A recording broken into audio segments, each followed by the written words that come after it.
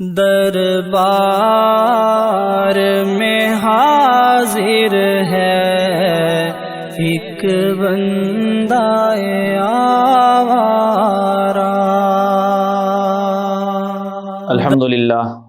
الحمدللہ وکفا والصلاة والسلام علی جمیع الانبیاء خصوصاً علی سیدنا و مولانا محمد المصطفیٰ وعلی آلہ و اصحابہ الاتقیاء، اما بعد۔ باب ما جاء فی خاتم النبوة۔ وعن عبد الرحمن عن الجعد بن عبد الرحمن قال سمعت الصائب بن يزيد رضی اللہ عنہ یقول ذهبت بي خالتي إلى رسول الله صلى الله عليه وسلم فقالت يا رسول الله إن ابن أختي وجع، فمسح رسول الله صلى الله عليه وسلم رأسي ودعا لي بالبركة وتوضأ فشربت من وضوئه وقمت خلف ظهره فنظرت إلى الخاتم الذي بين كتفيه فإذا هو مثل زر الحجلة۔ امام ترمذی رحمۃ اللہ علیہ نے یہ باب قائم فرمایا ہے رسول اللہ صلی اللہ علیہ وسلم کی مہر مبارک کے بارے میں۔ گزشتہ درس کے اندر یہ بات بیان ہوئی تھی کہ آقا علیہ الصلوۃ والسلام کے دونوں کندھوں کے درمیان میں یہاں پر ایک مہر تھی خاتم النبوت کی، کہ آپ اللہ کے آخری نبی ہیں، اور اس نبوت کی جو مہر تھی ختم نبوت کی وہ آقا علیہ الصلوۃ والسلام کے یہاں پر دونوں شان و مبارک کے درمیان میں لگی ہوئی تھی۔ اس میں مختلف روایات آئی ہیں، آج کے سبق میں یہ سب روایات انشاءاللہ ذکر ہوں گی۔ صائب ابن یزید رضی اللہ تعالیٰ عنہ فرماتے ہیں کہ میری خالہ مجھے رسول اللہ صلی اللہ علیہ وسلم کے پاس لے گئی۔ صائب ابن یزید چھوٹے بچے تھے، خالہ ان کو آقا علیہ الصلوۃ والسلام کے پاس لے گئیں اور انہوں نے کہا یا رسول اللہ میرا بھانجا ہے، یہ بیمار ہے اور آپ اس کے لیے دعا فرمائیں۔ فرماتے ہیں کہ آقا علیہ الصلوۃ والسلام نے میرے سر مبارک پر ایسے ہاتھ پھیرا، ودعا لی بالبرکہ، اور آپ نے میرے لیے برکت کی دعا فرمائی، وتوضا، پھر آپ نے وضو فرمایا اور میں نے آپ کے وضو کا بچا ہوا پانی پیا۔ یہاں سے یہ بات ثابت ہوتی ہے کہ صحابہ کرام رضوان اللہ علیہم اجمعین رسول اللہ صلی اللہ علیہ وسلم کے پاس دعا کروانے کے لیے تشریف لے جاتے تھے، اور آقا علیہ الصلوۃ والسلام بھی ان کے لیے دعا فرماتے تھے۔ تو اس لیے انسان کو اللہ کے نیک بندوں کے پاس جانا چاہیے اور ان سے دعا کی درخواست کرنی چاہیے۔ دوسری بات، آپ نے وضو فرمایا اور وضو کا بچا ہوا پانی حضرت صائب ابن یزید رضی اللہ تعالیٰ عنہ نے پی لیا۔ آقا علیہ الصلوۃ والسلام کے ساتھ حضرات صحابہ کرام رضوان اللہ علیہم اجمعین کی جو محبت اور عشق تھا وہ بڑا عجیب تھا۔ حدیبیہ کے موقع پر جب مشرکین مکہ میں سے کچھ لوگ آئے، انہوں نے آ کر دیکھا تو واپس جا کر انہوں نے بتایا کہ صحابہ کرام کا رسول اللہ صلی اللہ علیہ وسلم کے ساتھ جو عشق اور جو والہانہ انداز محبت ہے اس کی کوئی مثال نہیں ملتی۔ آقا علیہ الصلوۃ والسلام وضو فرماتے، صحابہ آپ کے وضو کا پانی نیچے نہیں گرنے دیتے تھے اور وہ اپنے ہاتھوں پر لے لیتے، اس کو اپنے جسموں پر مل لیا کرتے تھے۔ تو یہاں پر بچا ہوا پانی بھی فرماتے ہیں کہ میں نے پی لیا۔ پھر صائب ابن یزید فرماتے ہیں کہ میں آپ کی پیٹھ مبارک کی طرف سے آیا تو میں نے آپ کے دونوں کندھوں کے درمیان میں دیکھا تو خاتم وہ مہر لگی ہوئی تھی، فَإِذَا هُوَ مِثْلُ زِرِّ الْحَجَلَةِ، وہ کبوتر کے انڈے کی جتنی تھی اوپر ابری ہوئی تھی۔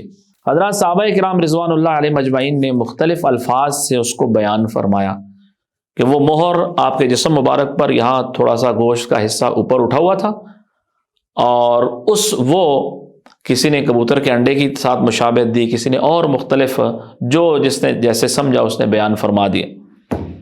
تو یہاں یہ فرماتے ہیں صحابی صائب بن یزید کے کبوتر کے انڈے جتنا کبوتر کا انڈا ہوتا ہے اتنا حصہ تھا گوشت کا، اور وہ اوپر اٹھا ہوا تھا، وہ مہر مبارک تھی خاتم النبوت کی۔ دوسری حدیث سیدنا جابر بن سمرہ کی رضی اللہ عنہ فرماتے ہیں کہ رأیت الخاتم بین کتفی رسول اللہ صلی اللہ علیہ وسلم غدۃ حمراء مثل بیضۃ الحمامہ۔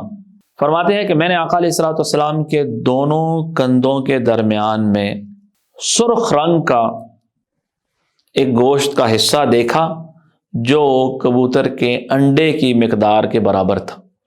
جتنا کبوتر کا انڈا ہوتا ہے اتنا حصہ گوشت مبارک کا اوپر اٹھا ہوا تھا، اور وہ آپ کی خاتم النبوت کی جو مہر تھی وہ تھی۔ بعض روایات میں آتا ہے، صحیح ابن حبان کی ایک روایت ہے کہ اس کے اوپر محمد الرسول اللہ لکھا ہوا تھا اس مہر مبارک کے اندر۔ تیسری روایت حضرت رمیسہ رضی اللہ عنہا کی ہے۔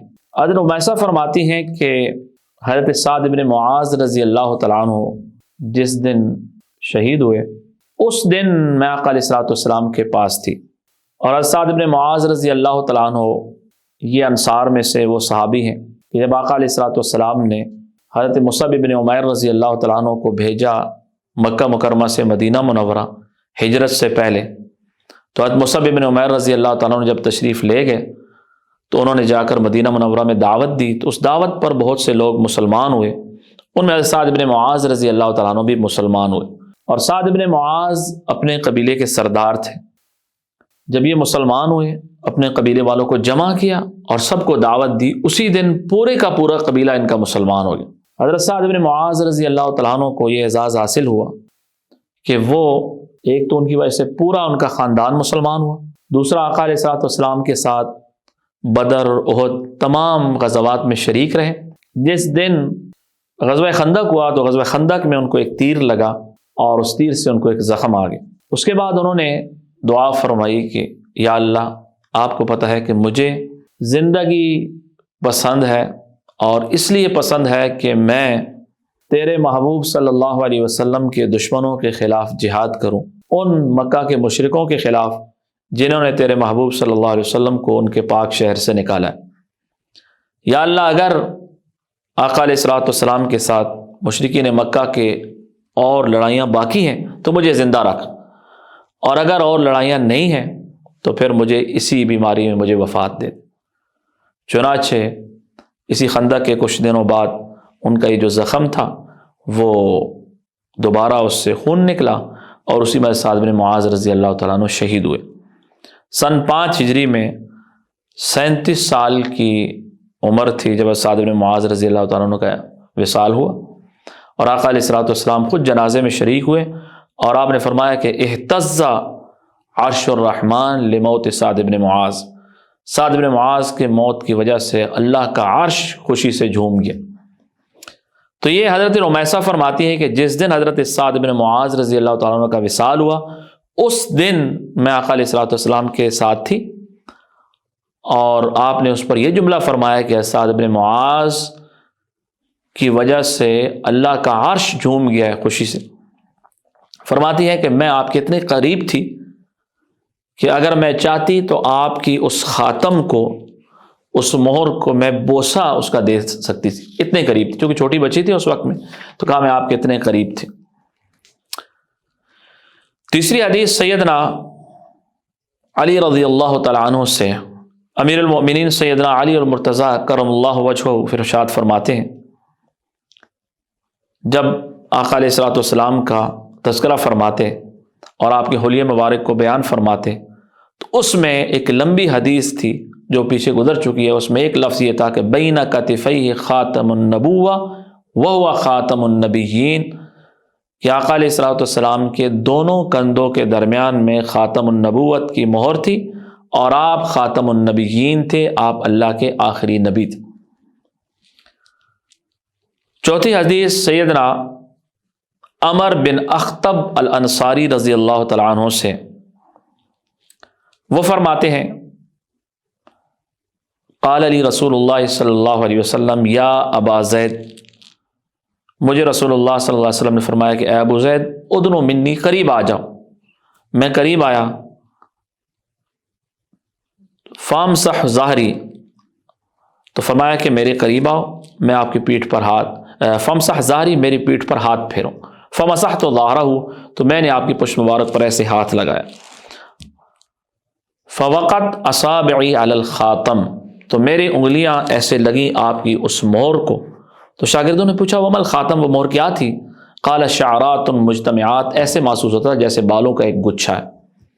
تو یہ اوپر جو کہ گوشت کا حصہ تھا، تو انہوں نے اوپر سے ہاتھ لگایا ایسے، تو انہوں نے محسوس فرمایا کہ یہ ایسے بالوں کا گچھا ہے۔ اس معاملے میں جو تفصیلی روایت ہے وہ سیدنا سلمان فارسی رضی اللہ تعالیٰ عنہ کی ہے۔ حضرت ابو بریدہ فرماتے ہیں کہ سلمان فارسی رضی اللہ تعالیٰ عنہ رسول اللہ صلی اللہ علیہ وسلم کے پاس تشریف لائے۔ یہ ایک لمبی حدیث ہے اور اس کا خلاصہ آپ سمجھ لیں کہ سیدنا سلمان فارسی رضی اللہ تعالیٰ عنہ یہ فارس کے رہنے والے تھے، ایران کے، اور یہ خود فرماتے ہیں کہ میں ایران کا رہنے والا تھا اور ایران کے صوبہ اصفہان کا۔ میرے والد جو تھے وہ وہاں پر چونکہ مجوسی لوگ تھے جو آگ کی عبادت کرتے ہیں، تو میرے باپ ان کی مذہبی پیشوا تھے بڑے، تو ہمارے ہاں ایک آتش کدہ جلتا تھا جس کی آگ ہم بجھنے نہیں دیتے تھے۔ میرے والد کا کام یہ ہوتا تھا وہ اس کی آگ مسلسل جلاتے تھے اور میں بھی یہ آگ جلاتا تھا۔ تو فرماتے ہیں کہ میرے والد میری بڑی حفاظت کیا کرتے تھے، مجھے باہر نہیں چھوڑتے تھے۔ ایک دن مجبوراً مجھے اپنے کھیت جانا پڑا کسی کام سے، تو راستے میں جا رہا تھا تو عیسائیوں کا ایک گرجا مجھے نظر آیا۔ اس وقت عیسائی دین جو تھا وہ برحق دین تھا، تو فرماتے ہیں کہ میں اس گرجے میں داخل ہوا، وہ لوگ عبادت کر رہے تھے، میں ان کے پاس بیٹھا، مجھے ان کی عبادت بڑی پسند آئی۔ میں نے اپنے والد کے پاس شام کو واپس آیا تو میں نے والد سے ہی بات کی، تو میں نے کہا ان کا دین تو مجھے بہت اچھا لگا ہے۔ تو والد نے کہا نہیں، تمہارے باپ کا دین سب سے بہتر ہے۔ میری والد کے ساتھ باس مباحثہ ہو گیا، والد کو یہ خطرہ ہوا کہ یہ کہیں ہمارے مذہب سے پھر نہ جائے، تو والد نے مجھے باندھ دی۔ میں نے ان عیسائیوں کے پاس پیغام بھیجا کہ مجھے اس طرح والد نے باندھا ہوا ہے اور اگر تم یہاں سے مجھے نکالنے کے لیے کوئی صورت ہو سکتی ہے کر لو۔ انہوں نے مجھے بتایا کہ شام ہماری عیسائیت کا مرکز ہے، تو میں نے انہیں کہا کہ اگر شام جانے والے کوئی لوگ ہوں تو مجھے بتانا۔ کچھ دنوں بعد انہوں نے پیغام بھیجا کہ کچھ لوگ یہاں سے شام جا رہے ہیں، تو میں بھی ان کے ساتھ نکل گیا، اپنی رسیاں کھول کے ان کے ساتھ روانہ ہو گیا۔ شام پہنچ کر انہوں نے مجھے ایک عیسائی راہب کے حوالے کیا۔ عیسائیوں کے ہاں جو راہب ہوتے ہیں وہ دنیا سے تعلقات نہیں رکھ سکتے۔ یہ راہب ایسا تھا کہ یہ دنیا کا مال جمع کرتا تھا، یہ فوت ہوا، تو میں نے ان لوگوں کو بتایا کہ یہ تو بہت زیادہ مال جمع کرتا تھا، تو ان لوگوں نے اس کی لاش کو سولی پہ لٹکا دیا۔ اس کی جگہ ایک اور عیسائی راہب کو انہوں نے اپنا پیشوا بنایا۔ یہ بڑا اچھا مذہبی عالم تھا۔ سیدنا سلمان فارسی فرماتے ہیں کہ میں ان کے ساتھ رہتا تھا۔ ان کا انتقال ہونے لگا تو میں نے ان سے پوچھا کہ میں کیا کروں، تو انہوں نے کہا جی شام میں فلاں موصل شہر ہے وہاں چلے جاؤ، وہاں پر عیسائیت کا ایک بہت بڑا اچھا عالم ہے اور وہ عیسائیت کی تبلیغ کرتا ہے۔ تو فرماتے ہیں میں وہاں پہنچ گیا، وہاں جا کر ان کے ساتھ ٹھہرا۔ ان کا انتقال ہونے لگا، ان سے میں نے پوچھا اب کیا کروں، انہوں نے کہا جی نصیبین ایک جگہ ہے شام میں وہاں چلے جاؤ۔ میں وہاں چلا گیا، وہ عالم فوت ہوا، اس سے میں نے کہا اب کہاں چلے جاؤں، اس نے کہا غموریہ چلے جاؤ۔ وہاں پر میں چلا گیا اس عالم کے پاس، اس کا انتقال ہونے لگا، اس سے میں نے کہا جی میں تو فارس سے آیا ہوں اور یہاں مذہب سیکھنے کے لیے اب میں کدھر جاؤں گا؟ تو اس نے کہا کہ اب اس وقت روئے زمین پر عیسائیت کا کوئی عالم موجود نہیں ہے جو صحیح عیسائیت کی تبلیغ کرے۔ اس وقت عرب کا ایک علاقہ ہے، وہاں پر کھجوروں کی سرزمین ہے، وہاں پر آپ چلے جاؤ، وہاں پر اس شہر کے اندر اللہ کے آخری نبی صلی اللہ علیہ وسلم ہجرت کر کے تشریف لائیں۔ اور اس نے مجھے کہا کہ ان کی 3 علامتیں ہوں گی۔ پہلی علامت یہ ہوگی کہ وہ صدقہ نہیں کھائیں گے، دوسری علامت ہوگی کہ وہ ہدیہ قبول فرمائیں گے اور اس کو کھا لیں گے، تیسری ہوگی کہ ان کے دونوں کندھوں کے درمیان میں خاتم النبوت کی مہر لگی ہوگی۔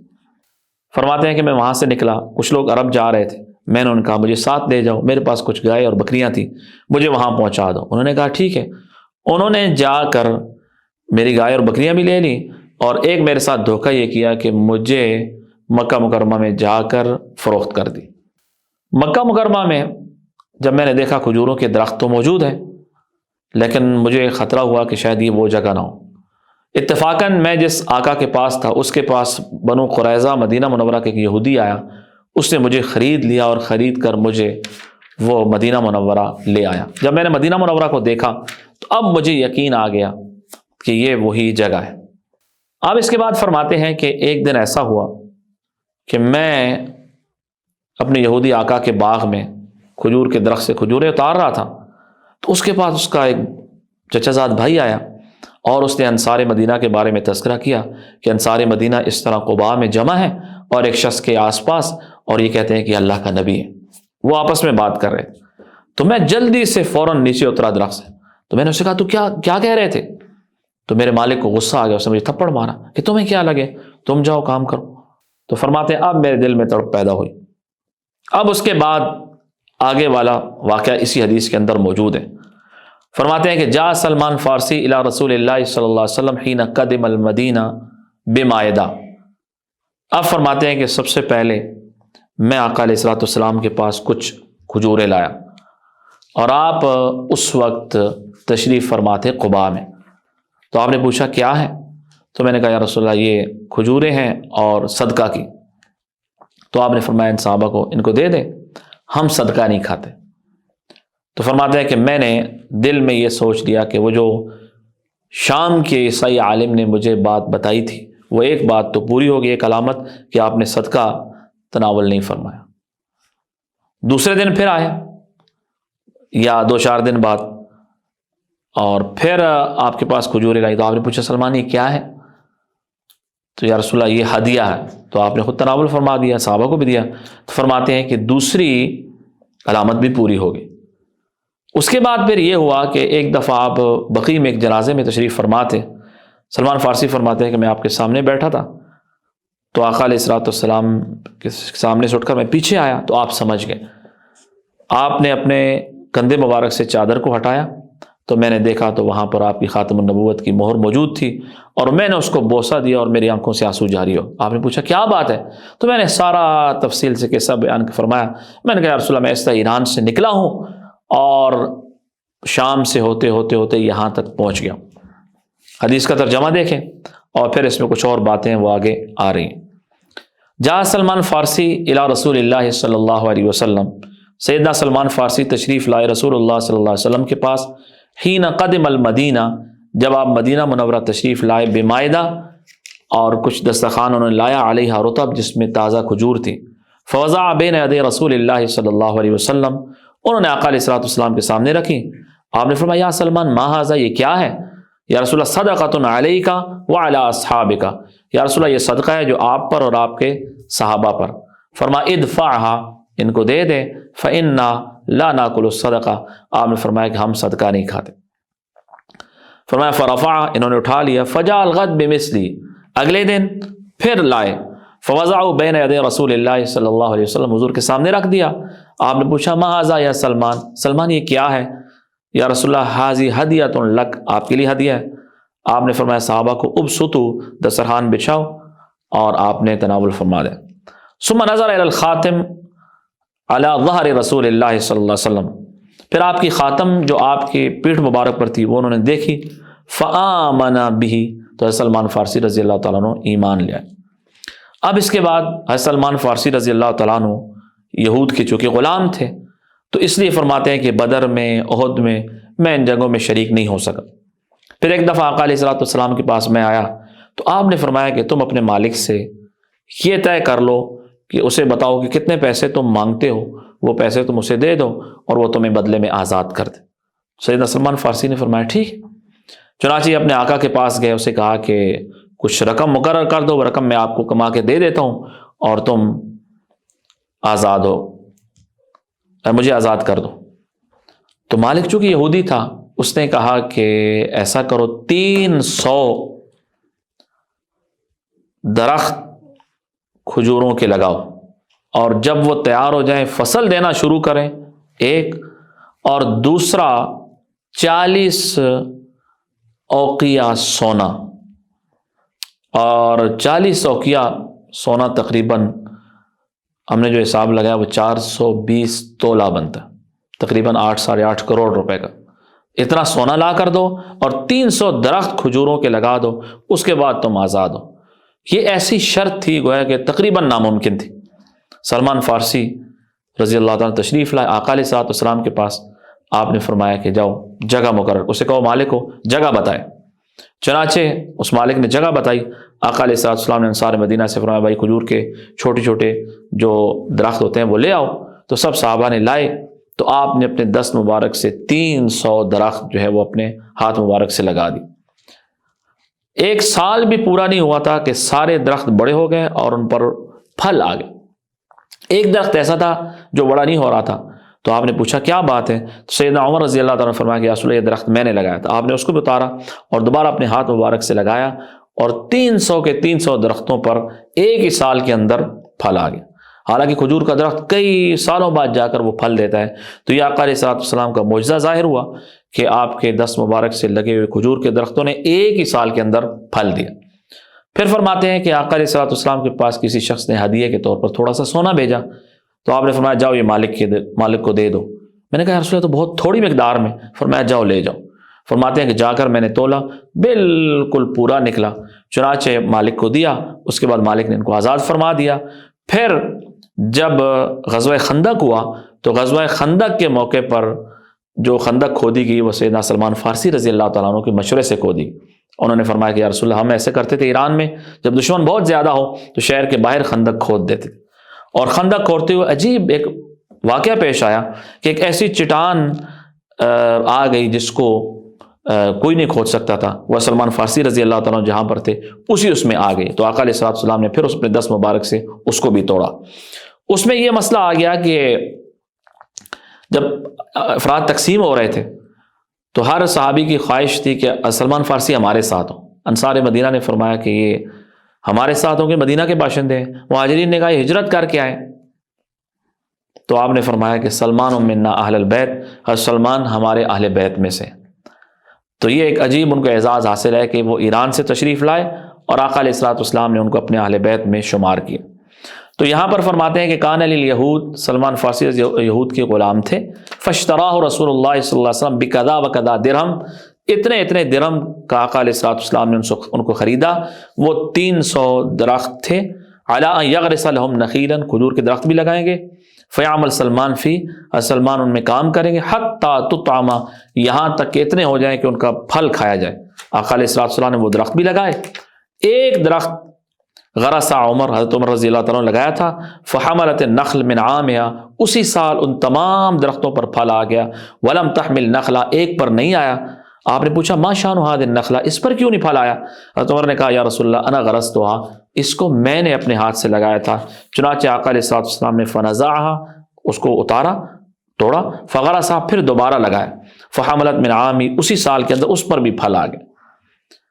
تو یہ آقا علیہ الصلوۃ والسلام کا معجزہ بھی ظاہر ہوا اور آپ کی خاتم النبوت کا بھی یہاں پر تذکرہ۔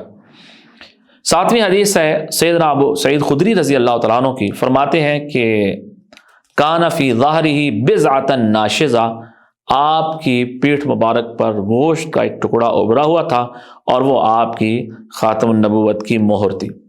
آخری حدیث جو نقل کی امام ترمذی نے 8ویں، حضرت عبداللہ ابن سرجس رضی اللہ تعالیٰ عنہ کی، فرماتے ہیں کہ اتیت رسول اللہ صلی اللہ علیہ وسلم، میں آقا علیہ الصلوۃ والسلام کے پاس آیا، وہ فی ناس من اصحابی، آپ صحابہ کے درمیان تشریف فرما تھے، فدرت ہاکذا من خلفی، میں آپ کے پیچھے سے آیا تو آپ پہچان گئے کہ یہ مہر دیکھنا چاہتا ہے، فعرف الذی ارید، آپ سمجھ گئے کہ میں کیا دیکھنا چاہ رہا ہوں، فالقى الرداء عن ظہری، آپ نے اپنی چادر مبارک پیچھے کر دی، فرأیت موضع الخاتم علی کتفی، میں نے آپ کے کندھوں مبارک کے درمیان میں آپ کی وہ مہر ختم نبوت کی دیکھی، مثل الجمع، ایسے جیسے انسان کی مشت ہوتی ہے اس طرح تھی، حولا خیلان، اس کے آس پاس چھوٹے چھوٹے تل تھے، کأنہا سالیل، اور وہ ایسے جیسے گوشت کا ابھرا ہوا ایک ٹکڑا سا ہوتا ہے اس طرح تھی۔ فرجعت حتی استقبلتہ، اور میں نے اس کے بعد میں سامنے سے آیا تو میں نے کہا غفر اللہ لک یا رسول اللہ، یا رسول اللہ آپ کو معاف فرمائے، میں نے یہ دعا دی، فقال ولک، تو آپ نے فرمایا کہ اللہ تمہیں بھی معاف فرمائے۔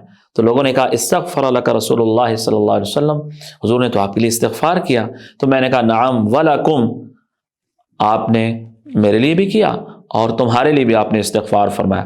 پھر اس کے بعد یہ آیت انہوں نے تلاوت فرمائی، وَاسْتَغْفِرْ لِذَنبِكَ وَلِلْمُؤْمِنِينَ وَالْمُؤْمِنَاتِ، کہ اللہ نے آقا علیہ الصلوۃ والسلام کو حکم دیا کہ آپ اپنے لیے بھی اور اپنی امت کے لیے بھی استغفار فرمائیں، چنانچہ آقا علیہ الصلوۃ والسلام اپنی امت کے لیے بھی استغفار فرمایا کرتے تھے۔ تو یہ آخری حدیث تھی، امام ترمذی رحمۃ اللہ علیہ نے نقل کی ہے۔ ان تمام احادیث کا حاصل یہ ہے کہ آقا علیہ الصلوۃ والسلام اللہ کے آخری نبی تھے اور آپ خاتم النبیین تھے، اور آپ کی ختم نبوت کی جو مہر تھی آپ کے دونوں کندھوں کے درمیان میں لگی ہوئی تھی۔ اللہ رب العزت ہم سب کو رسول اللہ صلی اللہ علیہ وسلم کی سچی محبت عطا فرمائے۔ وآخر دعوانا الحمدللہ رب العالمین۔ بندائے آوارہ دربار میں حاضر ہے، ایک